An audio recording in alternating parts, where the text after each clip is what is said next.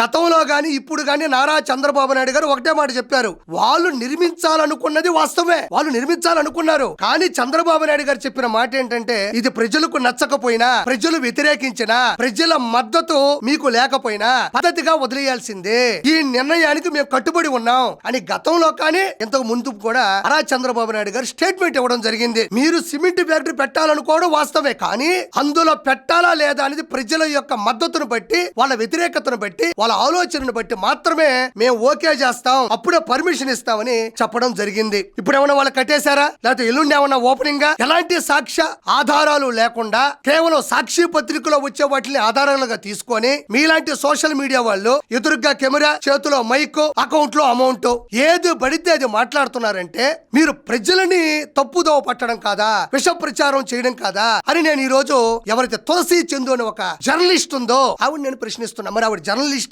కాదా అవునా అనేది ప్రజలు నిర్ణయిస్తారు.